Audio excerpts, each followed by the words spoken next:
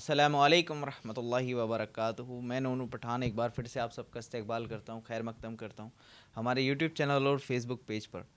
جیسے کہ آپ سب جانتے ہیں کہ کچھ مسئلے ہوتے ہیں، کچھ مسائل ہوتے ہیں جو کہ ہم مفتی صاحب سے معلومات کرتے ہیں، تو آج بھی کچھ سوال ہیں جو کہ لوگوں نے کچھ لوگ پرسنل بھی بتا دیں، کچھ لوگ کامنٹس کرتے ہیں، تو آج سوال ہیں وہ جو ہم نے لکھ رکھے ہیں، تو مفتی صاحب سے معلومات کریں گے، لیکن اس سے پہلے ہم مفتی صاحب کا استقبال کرتے ہیں، خیر مقدم کرتے ہیں کہ مفتی صاحب تشریف لائیں۔ اور مفتی صاحب آج بھی کچھ سوال ہیں، جس میں پہلا سوال ہے اور بہت اہم سوال ہے کہ چوری کی بجلی سے پانی گرم کرنا اور وضو کر کے عبادت کرنا کیسا ہے؟ بسم اللہ الرحمن الرحیم۔ بجلی چوری کر کے پانی گرم کرنا اور اس پانی سے وضو کر کے دیگر عبادت کرنا، عبادت میں ساری چیزیں قرآن کریم کی تلاوت کرنا، نماز پڑھنا، تو دیکھیے بجلی چوری کرنا شرعی اعتبار سے ناجائز ہے، کسی بھی صورت میں جائز نہیں کہ بجلی چوری کرے، چاہے آدمی اپنے گھر میں چوری کرے یا کسی اور مقام پر مذہبی مقام کے لیے چوری کرے، کوئی سی بھی دھارمک جگہ ہو، تو کسی بھی صورت میں شریعت کی نظر میں جائز نہیں ہے، ناجائز عمل ہے، اور چوری کرنے والا انسان گنہگار ہو۔ ایک مثال کے طور پر ایک انسان کسی مذہبی مقام پر جو بجلی کا جو نظم ہے وہ چوری کے ذریعے، اب وہاں گرم پانی کا انتظام بھی ہے، لوگ گرم پانی سے وضو کر رہے ہیں، تو وہ جو لوگ وضو کر رہے ہیں ان بیچاروں کا تو کوئی دخل نہیں، یہ تو جو ذمہ دار ہے، جو مینیجنگ کمیٹی، ان کی ذمہ داری بنتی ہے کہ وہ اس چیز کو نہ کرے۔ لیکن اگر کوئی انسان اس پانی سے وضو کرے تو آیا اس کی عبادت صحیح ہوگی نہیں ہوگی؟ ایک سوال یہ بھی ہے، تو معلوم ہونا چاہیے کہ اس گرم پانی سے وضو، اس گرم جو بجلی کی چوری اور اس چوری کر کے جو پانی گرم کرے اس وضو سے نماز پڑھنا، قرآن پڑھنا، تو یہ نماز پڑھنے کا ثواب، نماز پوری ہوگی نہیں ہوگی، اور قرآن پڑھنے کا ثواب ملے گا نہیں ملے گا؟ تو معلوم ہونا چاہیے کہ نماز بھی ہو جائے گی اور قرآن کریم پڑھنے کا ثواب بھی ملے گا، لیکن جس نے چوری کی ہے، چوری ایک الگ گناہ ہے، اس گناہ کا وبال اس کے اوپر ہوگا، اور کل قیامت کے دن اللہ رب العالمین کیا مواخذہ ہوگا، اس انسان کو اللہ کیا جواب دینا ہوگا۔ چوری کا گناہ بدستور باقی رہے گا، اس لیے اگر کسی دھارمک جگہ پر، کسی مذہبی مقام پر بجلی چوری کی جا رہی ہو یا کسی کے گھر میں بھی، تو بھائی پہلی فرصت میں آپ اس چیز کو ختم کریں، یہ اچھا عمل نہیں ہے حکومت کی بجلی چوری کرنا۔ اس لیے بہتر یہ ہے کہ آپ جو ہے اب تک جتنے دنوں کی بجلی چوری کی ہے، کسی نہ کسی بہانے سے، کسی نہ کسی حیلے سے آپ ایک اندازہ لگا لیں کہ اتنی رقم آ گئی ہوگی ہماری بجلی کی، تو وہ رقم بجلی وبھاگ میں جا کے جمع کرا دیں، محکمہ بجلی میں جمع کرا دیں، اور پھر ایک بات یہ ہے کہ چلو نماز ہو جائے گی، قرآن کریم کی تلاوت بھی آپ کی ہو جائے گی، یہ تو مسئلے کے اعتبار سے فتوے کی روشنی میں جائز ہے، لیکن بھائی تقویٰ کے خلاف۔ تقویٰ تو یہ ہے کہ انسان چوری والی بجلی استعمال نہ کرے، تو اسی لیے نماز کا مسئلہ اور قرآن کا مسئلہ، نماز بھی ہو جائے گی، قرآن کریم پڑھیں گے اس کا بھی ثواب ملے گا، لیکن یہ عمل ناجائز عمل ہے، بجلی چوری کرنا گناہ ہے۔ ذمہ دار حضرات کو چاہیے کہ اس عمل سے باز آ جائیں، بجلی چوری نہ کرے، اچھا عمل نہیں ہے، حکومت کو نقصان پہنچانے کی کوشش نہ کرے۔ جی مفتی صاحب، ہمارا اگلا سوال یہ ہے، کیا صدقے کے بکرے میں سے کچھ گوشت صدقہ کرنے والے کے لیے رکھ سکتا ہے؟ یعنی کہ اگر میں نے بکرا صدقہ کرا تو اس میں سے کیا کچھ گوشت میں اپنے لیے رکھ سکتا ہوں؟ دیکھیے اگر بکرا صدقہ کیا جس نے، اب دیکھنا ہے کہ صدقہ جو کیا کس نیت سے، اگر صدقہ جو ہے وہ نظر کا صدقہ ہے، جیسے کسی نے منت مانی یا کسی نے نظر مانی کہ میرا فلاں کام پورا ہو جائے تو میں بکرا اللہ کے نام پر صدقہ کروں گا، اور اس کام کی تکمیل کے بعد وہ انسان اس بکرے کو صدقہ کر رہا ہے، تو اگر نظر کا بکرا ہے، نظر منت کا بکرا ہے، تو پھر اس کا گوشت صرف غرباء اور فقراء کا حق، صرف فقیر، محتاج، ضرورت مندی اس گوشت کو کھا سکتے ہیں، نہ اس انسان کے لیے کھانا جائز ہے اور نہ کسی مالدار کے لیے، ایسا نہیں کہ آپ کسی مالدار کو دے دیں، نظر کا ہے یا منت کا ہے، دو نظر منت ایک ہی ہے، منت مان لیں، نظر مان لیں، تو نظر کا گوشت نہ خود استعمال کرے نہ کسی امیر کو دے، بلکہ غریب اور فقیروں کا حق ہے۔ لیکن اگر کوئی انسان ویسے ہی صدقہ کرے، ایسے ہی ثواب کے لیے، کوئی نظر نہ ہو نہ منت مانی ہو اس نے، ایسے ہی ثواب کے لیے صدقہ کرے، تو پھر اس میں سے خود بھی کھا سکتا ہے اور امیر غریب سب کو کھلا سکتا ہے، امیر بھی کھا سکتے ہیں۔ جی مفتی صاحب، ہمارا اگلا سوال یہ ہے، ایک شخص لوگوں کی رقم ہڑپ لے اور حج کرے تو کیا اس کا حج ادا ہو جائے گا؟ دیکھیے بھئی، کسی کا مال ہڑپنا، غصب کرنا بہت بڑا گناہ ہے، گناہ کبیرہ ہے، اور مال ہڑپ لے کوئی انسان کسی کو اور حج کرے، تو دیکھیے ایک حج ایک الگ عبادت ہے، اور مال ہڑپنا، ایک انسان نے کسی کا مال لے لیا اور اپنے استعمال کر لیا، نہیں دے رہا، یا کسی نے کسی کے پیسے مار لیے، تو کسی نے کسی کے پیسے مارے یا کسی نے کسی کے پیسے لے لیے کھا لیے، اس کا گناہ اس کے اوپر ہے. لیکن اگر اس نے حج کر لیا تو فریضہ حج ادا ہو جائے گا، حج ادا ہو جائے گا، وہ الگ عبادت ہے. لیکن اس نے پیسے مارنے کی وجہ سے گناہ گار ہوگا، اور جب تک وہ اس کے حق ادا نہ کرے تب تک وہ انسان گنہگاری ہے. اس لیے اس کا حج سے کوئی تعلق نہیں. مال ہڑپنے کا آپ جو ہے اس نے اس کا مال لیا تو اس کا گناہ اس کے اوپر بدستور باقی رہے گا، لیکن باقی حج ادا ہو جائے گا. مفتی صاحب ہمارا اگلا سوال یہ ہے، کسی نے کسی سے کوئی بات معلوم کرنے کے لیے قسم کھلوانا کیسا ہے؟ جیسے کہ شاہ نواز بیٹھے ہیں سامنے، اب میں ان سے کہنے لگوں تم میں میری قسم ہے یا اللہ کی قسم ہے، تم نے اگر وہ بات نہیں بتائی کیا کر رہے تھے تم؟ تو اس طریقے سے اکثر لوگ کرتے ہی ہیں. دیکھیے اگر کسی بات کی تحقیق کرنے کے لیے، وضاحت کے لیے اگر قسم کھلانے کی ضرورت پڑ جائے تو قسم کھلانے کی گنجائش ہے. یہ اس بات کو یاد رکھیں، قسم کھلانے کی گنجائش ہے، لیکن بلا ضرورت قسم نہ کھلائے. اور قسم اگر کھلائے تو صرف اللہ رب العالمین کی، کسی انسان کی قسم کھلانا یا کھانا جائز نہیں کہ میری قسم، تمہاری قسم، تمہاری اولاد کی قسم، امی کی قسم، ابا کی قسم. بہت سے لوگ شدت میں ماں باپ کی قسم کھلاتے ہیں کہ تمہیں تمہارے ماں باپ کی قسم، تمہیں اور تمہاری اولاد کی قسم.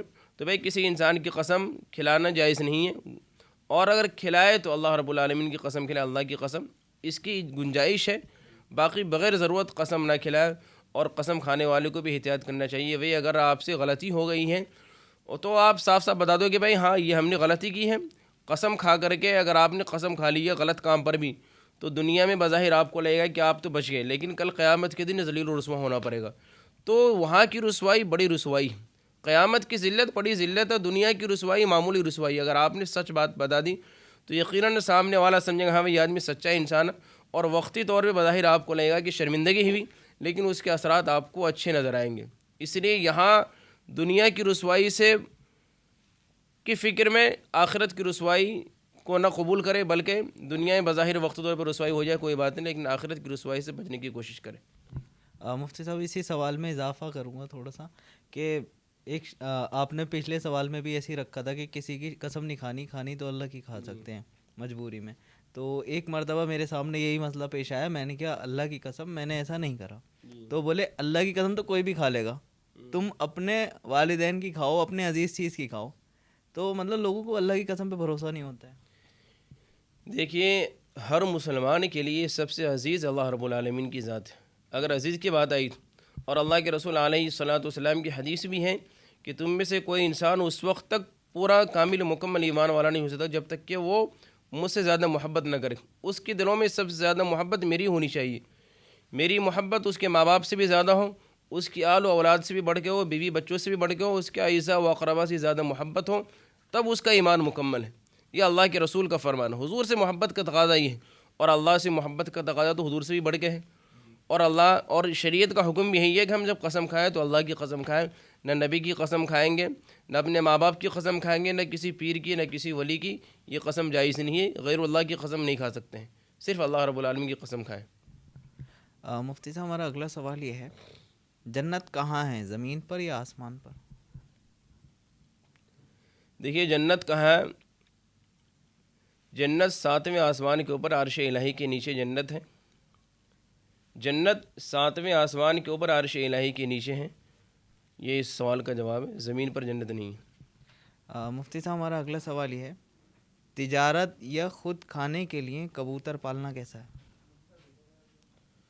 دیکھیے تجارت کی غرض سے یا کبوتر کو پالنا، بہت سے لوگ کبوتر کی تجارت کرتے ہیں اور کھاتے بھی ہیں. تو اگر کھانے کے لیے یا تجارت کے لیے کبوتر پالنا ہے تو جائز ہے. کبوتر کھا بھی سکتے ہیں، کبوتر کو پال بھی سکتے ہیں، تجارت بھی کر سکتے ہیں، بیچ بھی سکتے ہیں. اس چیز کے لیے کبوتر کا پالنا جائز ہے، درست ہے. لیکن وہی جب کبوتر پالیں تو کبوتر کا حق بھی ہے. ہر جانور کا حق آپ جس کو پالے کہ اس کو کھلائے پلائے، اس کی غذا کا خیال رکھے، اس کے کھانے پینے کا انتظام کریں. اور کبوتر کے ذریعے دیگر جو ناجائز کام ہے جیسے کبوتر بازی کرنا، یہ کام نہ کریں. صرف کھانے کے لیے اور تجارت کے لیے تو جائز ہے. باقی جو ہے کبوتر بازی کرنا یا اس کے ذریعے تفریح کرنا، ٹائم پاس کرنا، یہ اچھا عمل نہیں. اور کبوتر بازی تو بالکل بھی جائز نہیں کسی بھی صورت میں. مفتی صاحب ہمارا اگلا سوال ہے اور بہت اہم سوال ہے کہ پلاسٹک کی ٹوپی پہن کر نماز پڑھنا کیسا ہے؟ اکثر لوگ اپنی ٹوپی جیسے گھر بھول جاتے ہیں تو پلاسٹک کی ٹوپی پہن کے نماز پڑھ لیتے ہیں، اور کچھ لوگوں کی تعداد ایسی بھی دیکھی کہ وہ اعتراض کرتے ہیں کہ ہم نہیں پہنیں گے۔ دیکھیے پلاسٹک کی ٹوپی پہن کر نماز پڑھنا کیسا ہے، تو یہ سوال جو ہے میں ان لوگوں سے خود پوچھتا ہوں کہ یہ بتائیے کہ کیا آپ پلاسٹک کی ٹوپی پہن کر کسی پروگرام میں جا سکتے ہیں؟ پلاسٹک کی ٹوپی پہن کر انسان کسی شادی بیاہ میں نہیں جا سکتا ہے، انسان اپنے رشتہ داروں کے یہاں جا نہیں سکتا ہے۔ کیوں کہ پلاسٹک کی ٹوپی ایک اچھی ٹوپی نہیں مانی جاتی، معیوب ہے۔ تو جب انسان کسی دنیاوی مجلس کے اندر دنیاوی مجموعوں میں جانا پسند نہیں کرتا ہے تو اللہ رب العالمین جو احکم الحاکمین، جو خالق اور مالک کے جو شہنشاہ ہے، اس کے مجمع کا اور اس کے دربار کا، اس کی مسجد اس کے سامنے ہم کھڑے ہیں، اس کے دربار کا ادب یہ ہے کہ ہم اس کے سامنے باوقار لباس میں نماز پڑھیں، باوقار انداز میں۔ طہارت کا حکم کیوں ہے؟ وضو کا حکم کیوں ہے؟ کہ اگر ایک انسان پاک ہے، حدث اکبر سے پاک ہے تو حدث اصغر سے بھی پاک ہو، وضو کرے، پورے طہارت کے ساتھ، کامل یقین کے ساتھ اللہ رب العالمین کے سامنے کھڑا ہو، خشوع اور خضوع کے ساتھ، تاکہ ہاں لگے کہ ہم شہنشاہ کے دربار میں کھڑے ہیں، اپنے رب کے سامنے کھڑے ہیں۔ تو اسی لیے جب انسان اس پلاسٹک کی ٹوپی پہن کر نہ کسی دنیاوی مجمع میں جا سکتا ہے نہ دنیاوی محفل میں، تو اللہ رب العالمین کے دربار میں بھی اس ٹوپی کو پہن کر کے نماز پڑھنا مکروہ ہے۔ فقہائے کرام نے مکروہ لکھا ہے، اس لیے پلاسٹک کی ٹوپی پہن کر نماز پڑھنے سے ہو جائے گی لیکن کراہت کے ساتھ۔ جی مفتی صاحب ہمارا اگلا سوال یہ ہے، ایک مٹھی سے کم داڑھی رکھنے والے کی اذان اور اقامت کا کیا حکم ہے؟ ہاں دیکھیے، اگر کسی انسان کی داڑھی ایک مشت سے کم ہو، ایک مٹھی ہے مشت، اگر ایک مشت سے کم داڑھی ہو کسی انسان کی تو اس کی اذان اور اقامت مکروہ ہے۔ فقہائے کرام نے مکروہ لکھا ہے، اس لیے جو لوگ جن کی داڑھی کم ہے اور اگر اذان اقامت کی ذمہ داری ان کی ذمہ ہے تو وہ اس داڑھی کو بڑھائیں اور پوری ایک مٹھی داڑھی رکھے۔ ہر مسلمان کے لیے واجب ہے ایک مٹھی داڑھی کا رکھنا، اس سے کم داڑھی منڈانا کتروانا جائز نہیں ہے۔ تو اس لیے داڑھی تو صرف اس مؤذن کے لیے نہیں، ہر انسان کے لیے داڑھی کا رکھنا واجب ہے، ہر مومن کے لیے۔ جو اللہ کے رسول علیہ الصلاۃ والسلام کی امتی میں ہر ایک مومن کے لیے کم از کم ایک مٹھی کا داڑھی کا رکھنا واجب ہے۔ اور داڑھی شاعر اسلام میں سے ہے، داڑھی زینت کے لیے ہے، نہیں کہ داڑھی سے انسان بدنما لگتا ہے۔ آپ دیکھیں جن کے چہرے پہ داڑھی ہے ان کا چہرہ ماشاءاللہ بارونق چمکتا ہوا نظر آتا ہے، اور جن کے چہرے پہ داڑھی نہیں ہے تو ان کے کہاں سے؟ کیونکہ وہ انہوں نے حضور کی نقالی کی ہے۔ جن کے چہرے پر داڑھی ہے وہ حضور کے نقالی، اور حضور سے بہتر حسین و جمیل دنیا میں کوئی انسان نہیں۔ کائنات کے سب سے حسین و جمیل میرے اور آپ کے آقا جناب محمد رسول اللہ صلی اللہ علیہ وسلم ہے۔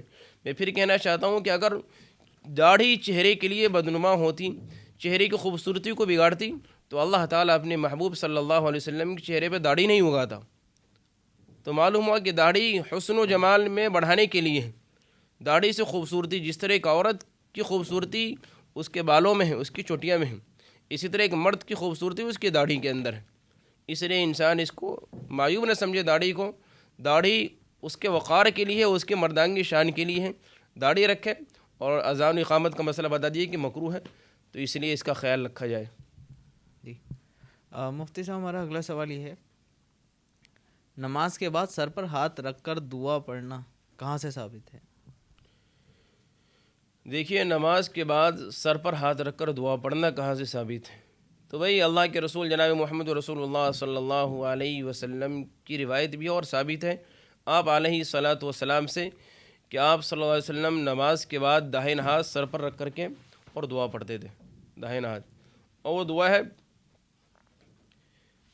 بسم اللہ الذی لا الہ الا هو الرحمن الرحیم اللہم اذھب عنا الہم والحزن، یہ دعا پڑھتے ہیں۔ تو یہ دعا آپ صلی اللہ علیہ وسلم سے ثابت ہے، تو اس لیے اگر کوئی اعتراض کرے تو ان کا اعتراض بیجا ہے اور غلط اعتراض ہے۔ آپ سے ثابت ہے، اسی لیے آج بھی کچھ لوگ اگر کچھ اور دعا ہی پڑھتے ہیں، بہت سے لوگ پیشانی پر ہاتھ رکھ کر کے اور وظائف پڑھتے ہیں، تو یہ پڑھنا جائز ہے، ہم اسے منع نہیں کر سکتے ہیں۔ مفتی صاحب ہمارا اگلا سوال یہ ہے، فجر کی نماز میں الصلاۃ خیر من النوم کا اضافہ کس نے کیا؟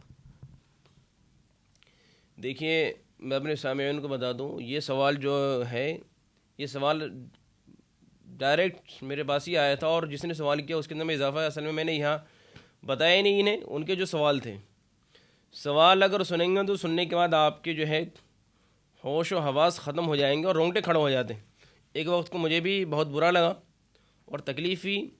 سوال کرنے والے نے سوال یہ کیا تھا کہ یہ بتائیے کہ فجر یہ الصلاۃ خیر من النوم جو ہے اس کے رائٹر کون ہے؟ میں نے کہا رائٹر کون ہے، لکھنے والے کون ہیں؟ بھائی شریعت اللہ رب العالمین نے جو اپنے نبی پر شریعت کے احکام اتار دیے وہ سب اللہ کی طرف سے شریعت کے سارے احکام اللہ اور اس کے رسول کی طرف سے ہیں. اللہ اور اس کے رسول کی طرف سے شریعت کے سارے احکام، نماز، روزہ، حج، زکوٰۃ، قرآن کریم اور جو نماز کے طریقے ہیں اور جو اسلامی جتنی بھی چیزیں سب شریعت سے ثابت ہیں. تو اس کے رائٹر کا کیا تعلق؟ پھر میں نے پوچھا کیا مطلب؟ تو اس نے سوال کرنے والے نے مجھ سے یہ کہا تھا کہ ہمیں کسی نے بتایا کہ اس کے رائٹر کوئی فاحشہ عورت ہے، زانیہ عورت ہے، ویشیہ عورت ہے. نعوذ باللہ ثم نعوذ باللہ، اللہ تعالیٰ کی پناہ. تو میں نے اس کو پھر پوری تفصیل بتائی کہ اذان کی ابتدا کیسے ہوئی اور کیا طریقہ رہا. اصل سوال کا جو ہے اور اس کا جواب کہ وہ فجر کی اذان میں الصلاۃ خیر من النوم کا اضافہ کب ہوا. تو معلوم ہونا چاہیے کہ فجر کی اذان میں الصلاۃ خیر من النوم کا اضافہ کب ہوا. ایک مرتبہ کی بات ہے، حضرت بلال رضی اللہ تعالیٰ عنہ جو اذان کی خدمت پر مامور تھے، جنہیں آپ نے اذان کی خدمت پر مامور کیا تھا، حضور علیہ الصلاۃ والسلام کو صبح بیدار کرنے کے لیے آئے تو آپ علیہ الصلاۃ والسلام سو رہے تھے. حضرت بلال نے حضور کے پاس آ کر کے 2 مرتبہ الصلاۃ خیر من النوم، الصلاۃ خیر من النوم 2 مرتبہ کہا. اس کا ترجمہ کیا ہے کہ نماز نیند سے بہتر ہے، یقیناً نماز نیند سے بہتر ہے. اور حضور کے ادب کا تقاضا یہ تھا کہ کسی اچھے انداز میں حضور کو بیدار کیا جائے، ایسا نہیں کہ اٹھیے نماز پڑھ لیجیے. جب حضرت بلال نے یہ کہا الصلاۃ خیر من النوم تو حضور کو یہ کلمات بڑے اچھے لگے اور پھر حضور نے فرمایا اے بلال اس کو اذان میں شامل کر لو، اے بلال اس کلمات کو اذان میں شامل کر لو. اے بلال تم نے کتنے اچھے کلمات کہے، بڑے اچھے کلمات کہے. تو یعنی حضور نے اس کو پسند کیا اور پھر حضور نے حکم دیا کہ اس کو اذان میں شامل کیا جائے. اس کے بعد سے حضرت بلال رضی اللہ تعالیٰ عنہ نے اس کو اذان میں شامل کر لیا. تو معلوم ہونا چاہیے کہ اذان کی یہ کلمات الصلاۃ خیر من النوم اس کا اضافہ حضور نے کروایا. حضرت بلال نے اذان سے باہر یہ کلمات کہے تھے لیکن حضور نے پھر اس کلمات کو اذان میں شامل کروایا. تو یہ اس کے رائٹر نہیں، اس کو اللہ کے رسول نے شامل کروایا، اضافہ کروایا. تو اس لیے اس پر کوئی اعتراض نہیں ہونا چاہیے اور اللہ کے رسول کے کسی بھی عمل پر، کسی بھی فعل پر ہمیں اور آپ کو کسی کو اعتراض کرنے کا کوئی حق نہیں ہے. اس لیے جن کا سوال ہے ان کا جواب بھی مل گیا اور ان کے ذہن و دماغ میں جو شکوک اور شبہات تھے یقیناً وہ شکوک و شبہات ختم ہو جائیں گے اور ہو جانی چاہیے.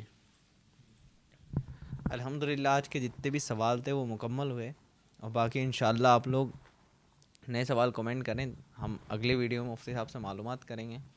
اور اس ویڈیو کو آپ شیئر کریں، دین کی بات پھیلانا صدقہ جاریہ ہے. السلام علیکم ورحمۃ اللہ وبرکاتہ.